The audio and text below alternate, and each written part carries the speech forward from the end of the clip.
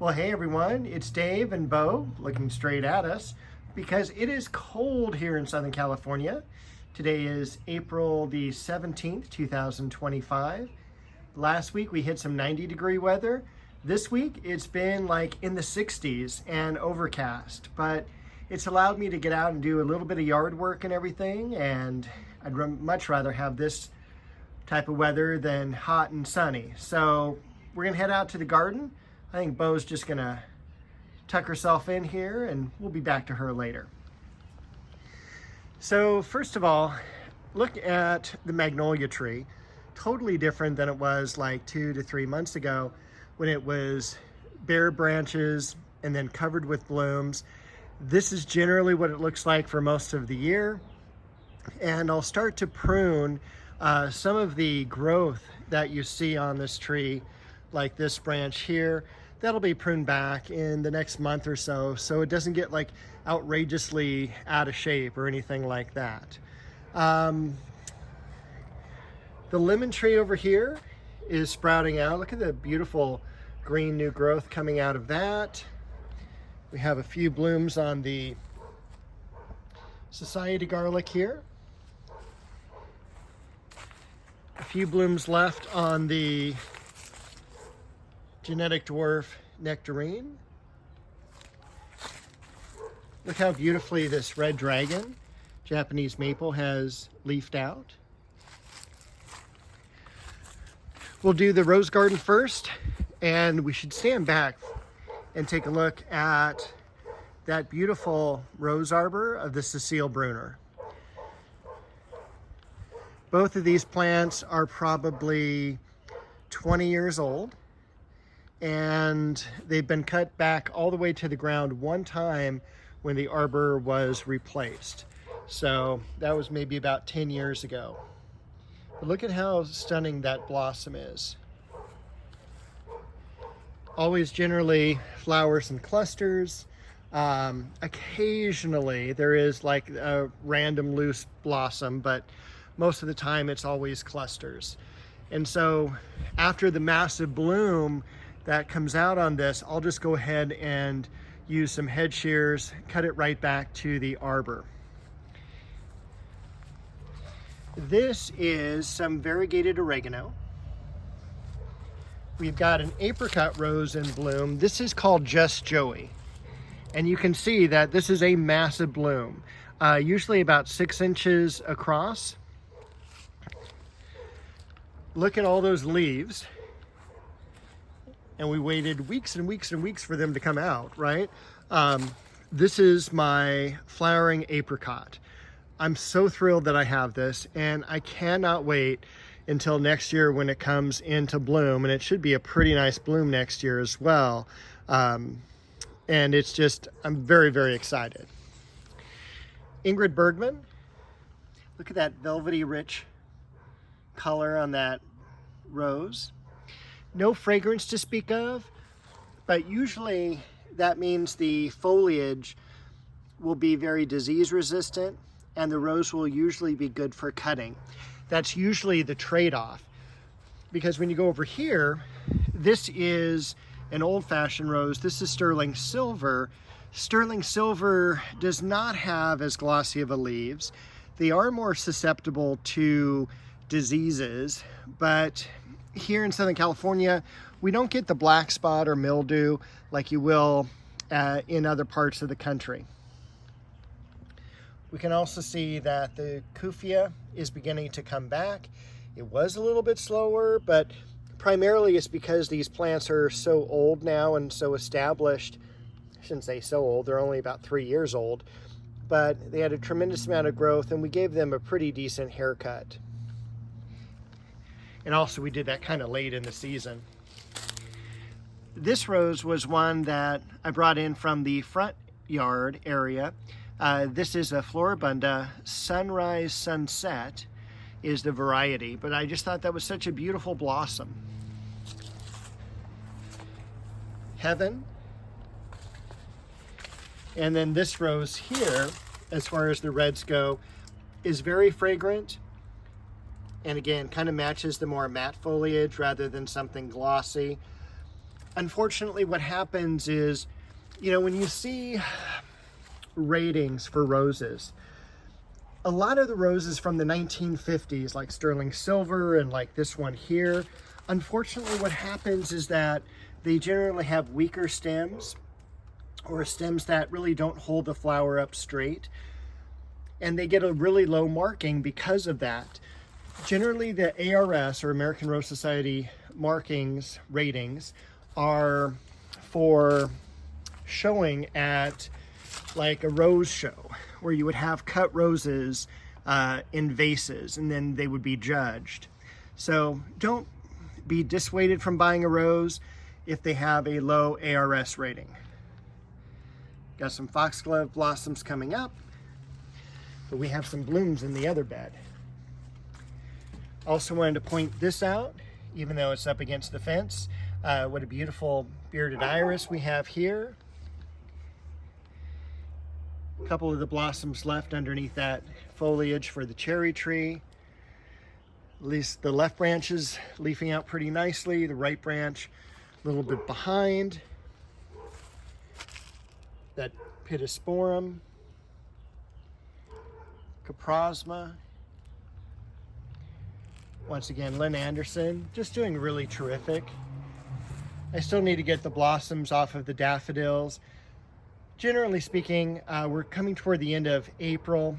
I'm going to cut about half the foliage off at this point and let the other half die back naturally. Generally by May or so, the bulbs are going to be rejuvenated with energy. So I'm not too concerned. You can kind of already see, especially toward the base, some discoloration where these are beginning to fade in terms of the intensity of green. So that's the bulb literally pulling back all the chlorophyll and such into the bulb again. Look at that beautiful berberis. Normally I don't stop to take a look at these, but this one's done terrific. Speaking of terrific, Queen Elizabeth, Oklahoma. We've got our creeping geranium over here. And I also wanted to point out, because I just saw these yesterday, we've got some lilies coming up. Spirea. This is a rose called 49er. Again, an old-time rose variety. Duet. Look at that beautiful multi-grafted plum tree. That had leafed out terrific.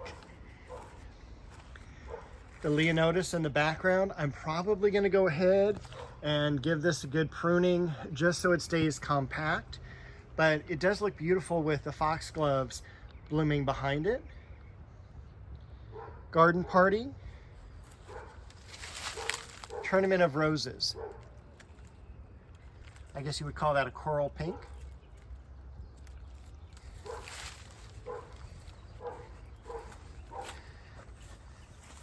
Some more foxgloves. That's not bad. This one's almost 6 foot. Got some blooms on the olive bush. You can see that's leafing out really nice as well. I would like to see that over the fence top for this next year. We'll see. These irises came up really early. We've got the U Gold Medal, CrabApple. This is a Monrovia nursery hybrid. I forget the name on it, but look at how beautiful those blossoms are. A couple irises back here. These are very fragrant. I can definitely smell them from here, and we're about 3 feet away. No blooms on the mock orange, the Philadelphus, but behind it, that is Tournament of Roses. This is Rio Samba. Got some Centranthus back here. Looks like the Shasta daisies are beginning to bud. We've got some gladiolas behind that. We've got Legend, and that dogwood there is a white flowering dogwood. I don't know if it's going to bloom this year. I'm hoping there'll be some blooms, but remember, we've moved this around 2 years in a row now, 3 years if you consider the year I planted it. So, and then the first year I left it in a container. So it's been moved around this yard a lot. And so this is the permanent position. I'm not going to be moving it this year. Famous last words, right? Look at how stunning these blossoms are for perfect moment. I love the colors. I love the shape of them. This is the variety Sonia. More lilies coming up back there. The lamb's ears. And I saw some movement over here. Yep, Bo has joined us. Hello, Bo. This is another lavender variety, although we call it blue. There are several blues that we can choose from, but Blue Girl to me seems to do the best. There's Blue Nile, and I think Blue Ribbon is the other one. But unfortunately, blues or lavenders are a tough variety to grow, and they're not as strong as many of the others. Got some carnations down here blooming. The white over here is Margaret Merrill. We can definitely see all the Scilla is done blooming. There's no blossoms left, but I'm not quite sure. Oh, by the way, this is Judy Garland. Let's see if we can start to pick out some of the dead blossoms. Now, they're still pretty intact there, so I'm not going to mess with them. When these are done, they'll literally, you can push down a little bit and pull up, and they'll easily snap off from the bulb. I'm leaving these for right now, and what you'll see is eventually these will all kind of turn yellow, collapse, and it's real easy just to take your hand and rake all the foliage, and then look forward to the upcoming foliage for next year. Got some new growth on the hemlock there. Still super pleased that this is growing here. And the chocolate cosmos tucked in there. And look at how nice that plant is after we pruned it all back. And I'm just making sure Bo is okay over here. Hey, what are you doing? All right, and Bo's doing fine. Sorry, I just dropped my phone, so I had to restart the video. The daylilies that I also bought a couple years ago, these are doing terrific. I was just on the, I think it's Shriner's Irises site. I'm gonna have to get some irises, some more bearded iris, other than just the purples and occasionally white ones that we have. So I spent some time on the vegetable garden, and I'm really excited by this. We've got some parrots coming in too. They're confused as to the time of day. So we've got the Roma tomato here, and this is now that I've just fertilized them. So a little organic fertilizer, some Grow Power, and then I mulched them with some cedar shavings. So hopefully they'll be a little bit greener. They're a little chlorotic right now. Next to it is the zucchini. And then we've also got some crookneck squash here. That I just planted yesterday. Looks terrific. Can't wait for those to start producing. I do have some more spaces for some other types of squash, as well as some cucumbers. Over here, we have the American eggplant. Over here, the Japanese eggplant. We have the sweet banana pepper. We have a little bit hotter Anaheim pepper. And then we have one of the bell peppers. And take a look at how beautiful and rich the foliage that is there.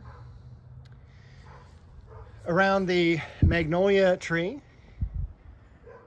that is cantaloupe. Over here is our standard Brandywine tomato. I've never grown Brandywine. We'll see how it is. I hear it's not a really great producer, but a great tasting tomato. Over here, this variety is Arkansas Traveler. This variety is Cherokee Purple. So both of those, again, heirlooms, just like the Brandywine. We've got a beefsteak. And then this far one here, that would be Champion. I'm going to do some corn back here. Our Japanese magnolia, or not magnolia, Japanese maple, Sangogaku is right here. That's leafed out terrifically. And that's also, this is where we had the dogwood last year. So I'm hoping it's going to hold up in the heat better. I'm pretty sure it is. So, and especially with the vegetables around it this year, should be okay. I planted some tomatillos. I've never planted them before. Back here we've got some peonies that are leafing out. And then this variety is also an heirloom, and it's called Pineapple. So for right now, that's the vegetable garden, and it's very exciting. Back here you can definitely see the Chiananthus tree still in bloom. This is what, 2 or 3 weeks now. That has been a really nice selection of blossoms. I am interested more though in the growth. We need to have much more growth from this tree to provide more of the shade that the liquid amber tree was providing. Rose down here, the transplanted liriope, bloodgood Japanese maple, also matched with that one over there. The clivia's definitely done for the blooming, but I do, again, I kind of want the shade of the tree to protect this particular plant because it's, you know, a shade plant. One of the Japanese maples back there, Pittosporum tenuifolium variegatum. The Japanese ribbon grass. Looks like I do have a little bit of growth started on the plumeria, yellow flower, and yellow flowering magnolia. Got some buds on the Shasta daisy, on the yarrow. We've got that cool chamaecyparis here in the background that's all crazily distorted. Here comes Bo running toward us. The pomegranate. I don't know. Yes, we do. We have some blossoms here. Sangogaku. No. Sangogaku is the other one. This is Shishigashira by the variegated geranium. The columbine, they're all done. This is Gemini as the rose variety. Some variegated alstroemeria. You can see one of the succulent plants coming up here. The Devalia, which I need to get some chain for to lower it and kind of put it back in that area. I also need to prune back that giant Pittosporum, but I'm really happy because it did bloom. And this is a really nice fragrant orange blossom fragrance, hence the name mock orange.